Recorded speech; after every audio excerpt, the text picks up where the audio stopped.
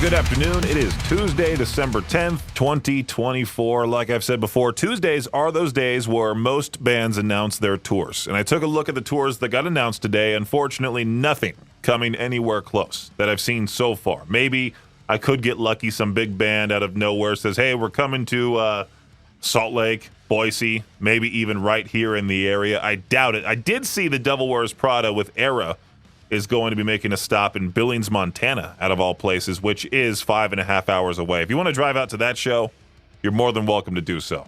All right, I don't think I would ever be able to drive that far for a show. I can barely handle to and from Salt Lake City, and then I also have to mentally prepare myself for a trip to and from Boise. I keep snacks in my car and all that.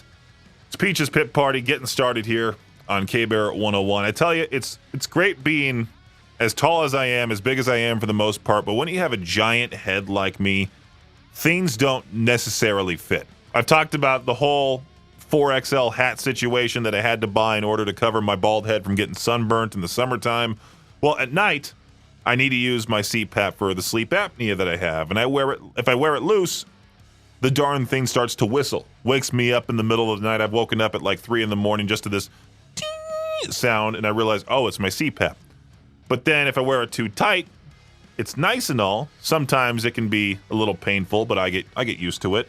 And I sleep deep, but then I wake up, and then I look like Darth Vader without the helmet when I take the whole machine off. It looks like Bane got beat up by Batman for the most part, but not like the muscular Bane, but the fat Bane. And there are these red marks around my nose that form, and sometimes we have meetings in the morning, and I'm extremely anxious because my eyes start to water, and I feel self-conscious that the bosses think I spent the whole morning just crying because my eyes are all watery, my face is all red. It's all that fun stuff, you know. Luckily, it goes back to normal before noon, so I don't look that way on camera. But right at 8 a.m., you can see me with red marks all around my face. The struggles of being the giant. Anyway, Peach's Pit Party will continue here in just a few on K-Bear 101. K-Bear 101, I watch a lot of YouTube. I follow these different people. One of the guys that I follow, his name is Kit Boga. He's a funny dude that just decides to mess with scammers. And he'll waste their time by putting on these voices, and sometimes he'll fake redeeming these gift cards to then cause them to freak out. It's quite funny. You should definitely watch Kit Boga on YouTube. But this British phone company, I guess, watched a lot of Kit Boga and decided to create an AI character named Daisy that's designed to outsmart phone scammers by wasting their time. I think they saw what Kit Boga was doing. There's also Scammer Payback online. They saw these YouTube channels and said, you know what? We could do the same thing with AI. So Daisy, who sounds like a grandma, very similarly to how Kit Boga has a character where he sounds like a grandma, Daisy holds lifelike conversations with these scammers, keeping them on the line for up to 40 minutes. With this warm and relatable grandmotherly personality, talks about everything from her family to knitting hobbies, basically just to frustrate the scammer, even provides fake personal information. I mean, they straight up stole this from a lot of those scammer YouTube channels, especially Kit Boga. And I'm thinking, like, this is a great idea and all. Like, I do like how they're using AI to get back at people that just absolutely suck. Scamming people out of money. Fight fire with fire. You might as well use AI in a good way like this. They are using AI in a very good way. Unlike the company behind Call of Duty Black Ops 6 that decided to use AI instead of actual graphic artists. And you can clearly, obviously tell that it's AI that they're using in the latest game, Black Ops 6. As I talked about it on yesterday's show, if you look at some of the hands, they have 6 fingers. They're very clearly AI generated. You'll see a lot of companies go real cheap with how they do things. Like Spotify, for example, with the whole Spotify Wrapped situation that happened this year, came much later than usual. And everybody was disappointed that there wasn't like features there wasn't these old features that they had in the years past. Instead, it was just, these were your top songs. Congratulations, here's your playlist, goodbye type situation. You know how the rules are different when you're in an airport, from having beer and a burger in the morning to spending $10 on a water bottle that you got yourself, but yet the self-checkout kiosk also asks for a tip. You can even nap on the floor at the airport. Norms just go out the window when you're at the airport. But in a new TikTok trend, people are saying, hey, take these airport rules and use them in your everyday life. You might as well. When airport rules are in effect, that means anything goes. It all started around Election Day. People were jokingly posting clips of their coping mechanisms, but the trend has continued. Many have declared that airport rules are valid for the rest of the year, and for some, even beyond that. I mean, you can do what you want to do. It can be looked down upon, but you can honestly do whatever you want. I talk about it all the time when I'm by myself in my apartment, which is 99% of the time. I walk around in my underpants. Now, I don't want you to visually picture that because that's awful. But, I mean, if I really wanted to nap on the floor of my apartment, sure, might as well. If I wanted to eat 10 cookies for breakfast, I can. That's the perk of being an adult and living on my own. K-Bear 101, Idaho's only rock station. One of those classic movies that I have not seen, and every single time I mention it to someone, they go, wait, you haven't seen that movie? Like I didn't just say I haven't seen that movie. I'm talking about A Christmas Story. Haven't seen it. I plan on watching it at some point, but this Florida man, he's getting loads of attention for the holiday display at his house. Now you're probably thinking thousands of lights, some animatronic elves, whole bunch of stuff that just looks like clutter on the front lawn. No. This guy has a giant replica of the leg lamp from A Christmas Story. Now, I know about this reference, but I still haven't seen the movie. This leg lamp that he has is 20 feet tall on the front lawn, hard to miss, gets a lot of laughs from passersby, even has the giant replica of Ralphie wearing pink bunny pajamas hugging the lamp. The owner of the house says everyone decorating their houses, and I thought it'd be fun to have a neighborhood competition who could have the best Christmas decorations. And sure enough, I'm sure he's getting the most attention. It's huge, 20 feet. Seeing that would be daunting. That would definitely, I feel like that would almost be annoying to see that many people just outside of his house taking pictures, because now this is getting national attention as I'm talking about it. It does remind me that I need to watch the movie. I'll put it on my list, and at some point, I will watch A Christmas Story. And this right here is your Shot Clock Sports Update. When the Green Bay Packers played the Detroit Lions last Thursday, it set a regular season streaming record for Prime Video, attracting an average of 17.3 million viewers. That passes the previous record set in September for Cowboys and the Giants by more than 1 million viewers. Broadcast industry insiders see this as proof that sports fans will tune in wherever they have to when there's a good game on, and that we should expect to see more and more streaming sports in the months and years ahead. In college football news, the success of Deion Sanders at the University of Colorado continues to be one of the biggest stories in college football. Finishing 9-3, ranked number 20, was a breakthrough season for the program. Next up is the Alamo Bowl in San Antonio on December 28th against BYU, which will be very special for Coach Prime. He's reportedly convinced all of his players to play in the game and said that none of his players will be opting out. It's also a big deal because it will be the final game that he will coach his two youngest sons, Shiloh and Shadur, at Colorado after coaching them most of their lives. In college wrestling news here, Josh Barr, who is a member of the dominant Penn State wrestling team, this year he's been trying to figure out how to have the biggest impact on the team and came to the conclusion that he would have the best chance at success if he moved up in weight class from 184 to a 197. And in order to gain all that weight, Barr knew he would have to add more protein to his diet, so he bought a cow from his roommate's dad. The dad still owns a farm, was willing to deliver beef to campus. Barr worked out in a big way while working his way through an inventory of red meat. It all paid off as he's been wrestling successfully at 197. That does it for your Shot Clock Sports Update right here on K-Bear 101. Well, at the beginning part of the show, I said that there were no tours making their way to the area. I stand corrected. There's a few, two notable ones and a few others of bands that we don't necessarily play on this channel that I just added to the concert calendar just in case people were fans of the band Free Throw and such. But I did see a nice heavy tour get announced. Chelsea Grin with Shadow of Intent, Signs of the Swarm, and Disembodied Tyrant. April 19th, the Depot in Salt Lake City. And I just realized that is the day after the AC/DC show in California. So most likely I won't be going to that show. even though I really wanted to. I feel like April's now when all the shows are now going to happen.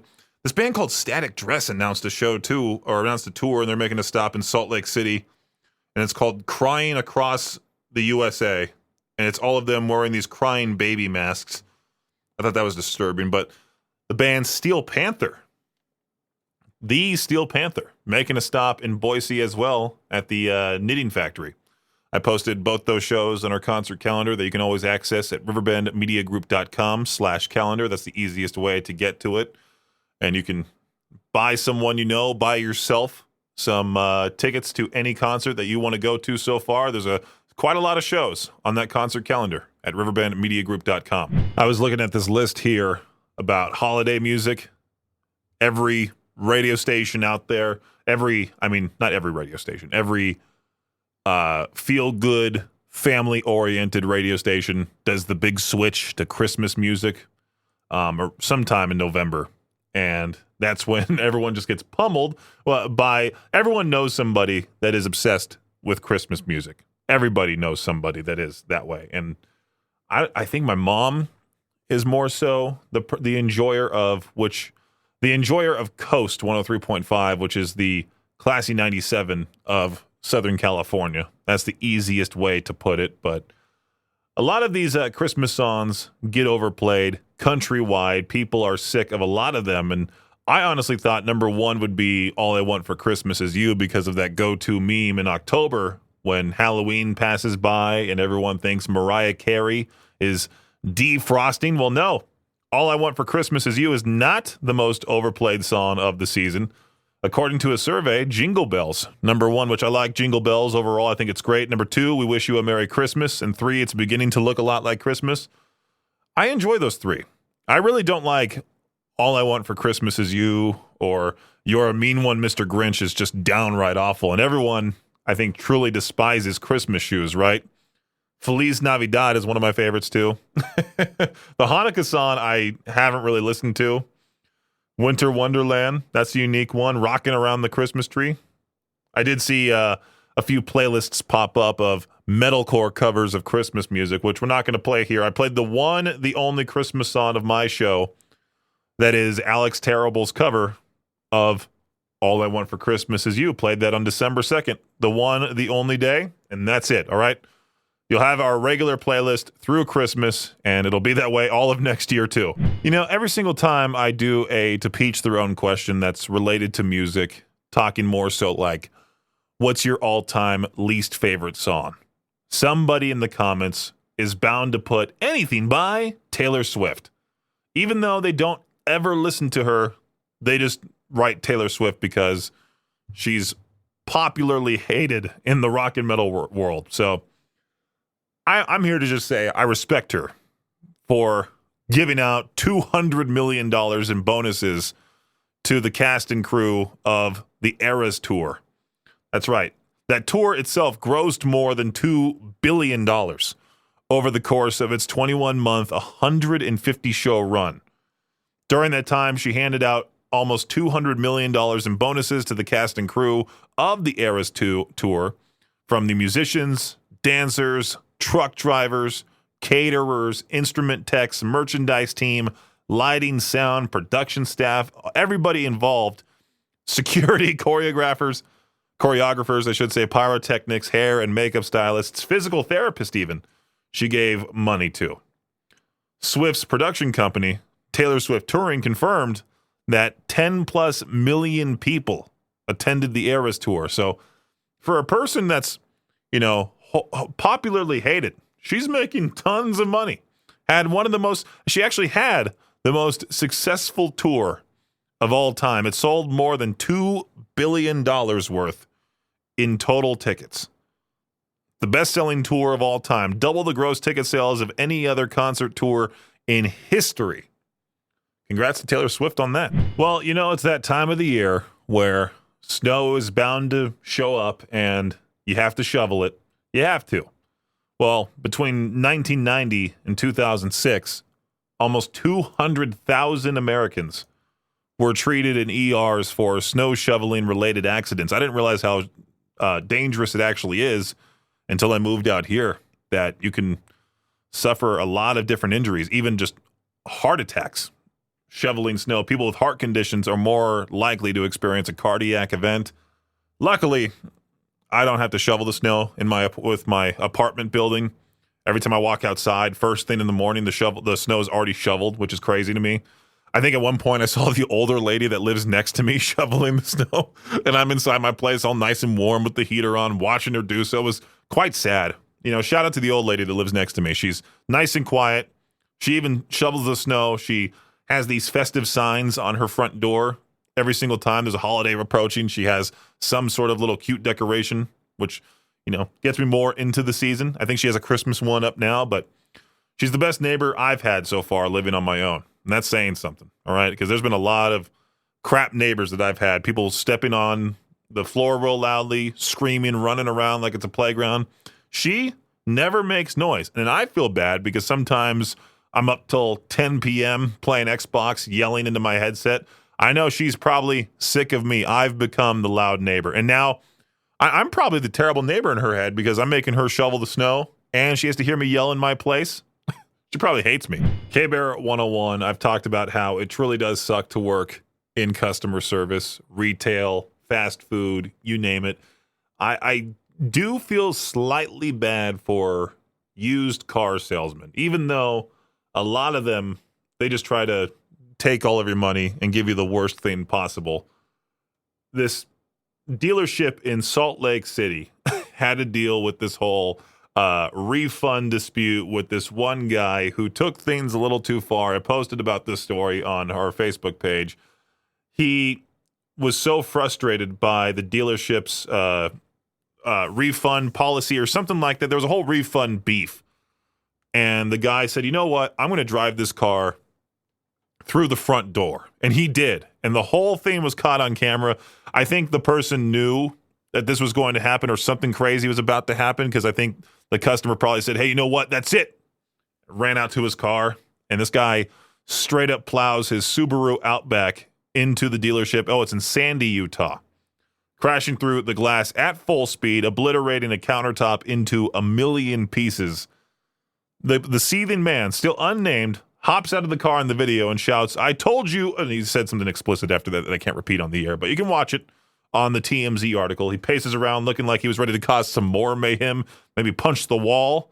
That'll really show him. That will really solve your issues. Oh, wait, no, that just made things a whole lot worse. He qualifies for the genius of the day, which, by the way, you can hear weekday mornings, 6:45 a.m. on Victor's Morning Show. If you're traveling by air this holiday season, make sure you leave your TSA banned items at home, including and especially grenades. Yeah. A passenger was detained at New York's LaGuardia Airport Monday when security agents found a grenade inside his carry-on luggage. He was pulled aside for questioning. The explosive was confiscated. Authorities determined the grenade was real but inert. The man explained that he had bought the grenade as a gift from a museum and assumed he could take it along on the plane. Yeah, you know what? Who cares? It's a grenade. It's not working. Since the device was in fact inert, police decided not to charge the man. He was allowed to continue his travels, but without that cool grenade. Yeah, I guess you should have shipped that out to the person. I don't know how you would get that to somebody, really. Maybe just keep it at home until that person visits, but then they couldn't travel with it either. I did see some stupid video of a lady trying to travel with hot sauce in a bottle that looked like dynamite, like legitimate dynamite, and there's a whole video of the TSA agent looking at it, wondering what's going on, the person's face all in shock, like, oh, yeah, we shouldn't be traveling with anything that looks like remotely close to an explosive. Just that nice reminder from Peaches, hey, don't travel with any explosives this holiday season. No movie has had more of an impact on people than Final Destination.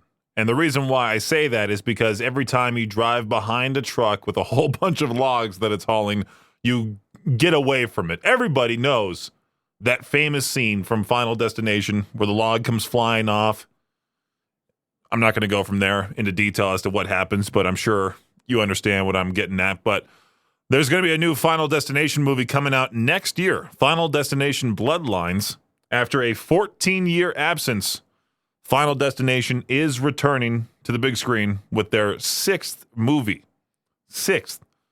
I've only ever seen like the first couple of them. If you rewatch them, the fashion from the early 2000s really peaked with those movies. I tell you what, you should see. There's characters wearing collared T-shirts with flames all over it. Very peak, or it's peak 2005. When did the first Final Destination movie come out? I think it was 2005. Maybe. Oh, 2000. Peak 2000 fashion when it comes to the first Final Destination movie. You haven't seen it in a while, rewatch it. K-Bear 101, it's Peach's Pit Party. I thought it was extremely cool that one of our listeners shared my interview with Patrick Galante formerly of Ice Nine Kills on his Twitter page. I was really happy to see that. If you want to share our podcast episodes or interviews, go ahead and do so. Really, we want to have more and more ears to our product, and we appreciate, anybody who's interested in being entertained by us, choosing us out of all things to listen to. I mean, there's a lot of options out there nowadays, so I'm extremely thankful for those that want to sit down and listen to my show. Really, thank you.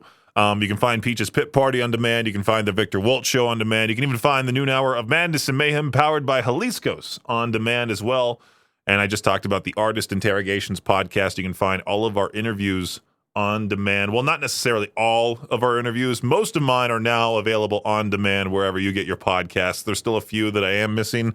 I'll get to those in the coming days. I'm kind of just limiting myself to uploading one interview instead of uploading all my interviews all at once. I just do one each and every single weekday until I'm finally caught up. And so that way, the next time I do an interview, I can just say, hey, if you missed out on any part of it, listen to the latest episode of the Artist Interrogation podcast here, and you can listen to it that way. Plus, I'm launching a new podcast in the near future. We're starting a lot of shows. We're doing a lot of shows around here, trying our best to entertain you, and we appreciate you for listening. Yesterday's To Peach Their Own question completely flopped. It was talking about the debate between standing or sitting at a concert. Nobody called in for yesterday's question. I don't know if we were having troubles with being on the air yesterday or if nobody just wanted to participate. Maybe it wasn't that great of a question. I don't know. Maybe everyone was sick and tired of it being Monday afternoon. They were just quiet and wanting to listen. I don't know what it was, but I'm hoping today's is much, much better. And Victor asked this question earlier this morning, and let's just ask it again this afternoon. What did you buy as an adult because you didn't get to have it as a child? I really can't think of anything because I don't want to be that spoiled brat here, but I pretty much had everything I needed as a kid. Way too much. My parents are the best people on the planet for gifting this spoiled brat whatever I pretty much wanted, besides, like $10,000 and things like that. But what did you buy yourself as an adult that you couldn't have access to, you didn't have access to as a kid? I'm looking at the Facebook comments here. Legos seems to be a popular one. I like Christopher's answer. Lots of Taco Bell. My body is paying the price. What did you buy as an adult because you didn't get to have it as a child? 208-535-1015. Let me know that answer. Crazy Jay with the gun sounds pretty crazy. I'm actually pretty conservative with guns. Even if I had a gun, I probably wouldn't even pull it out. If I got that man enough that I wanted to use a gun, I probably would rather use my fist. Now, when you're in your own private time, are you pulling out the gun going, put him down, like pretending you're Lieutenant Crane? No. No, not at all? I would be doing that. That's stupid. Oh, come on. That's stupid. That would be a funny buddy cop film. Crazy Jay and Lieutenant Crane together. The shortest police out there. That's right. Short but mighty. That's the title of the movie. Short and crazy. Short and crazy. That's right. He's the reasonable one. You're obviously the crazy one. You're like, I don't need a gun. I got my 2 biceps type of gun.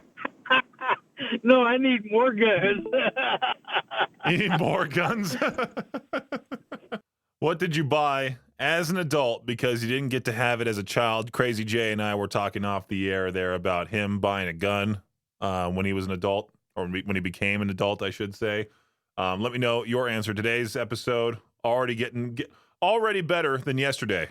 I got one person calling in. Let's make it a whole lot more. What did you buy as an adult because you didn't get to have it as a child? 208-535-1015. What did you buy as an adult because you didn't get to have it as a child?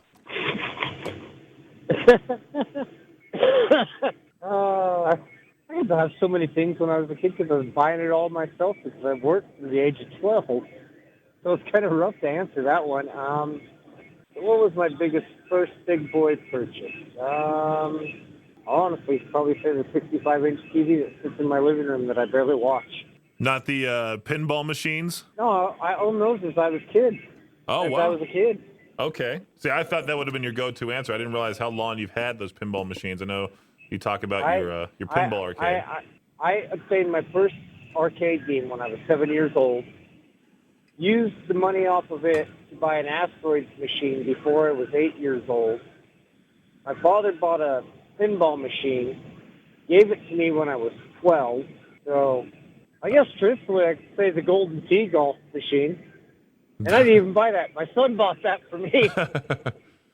Well, So that's why I said that's kind of a tough one for me. Thanks for listening to Peach's Pit Party, the podcast. If you enjoy the show, please share, subscribe, and rate the podcast. Peach's Pit Party is hosted by me, Peaches, and is a production of Riverbend Media Group. For more information or to contact the show, visit riverbendmediagroup.com. Until next time, Peach out.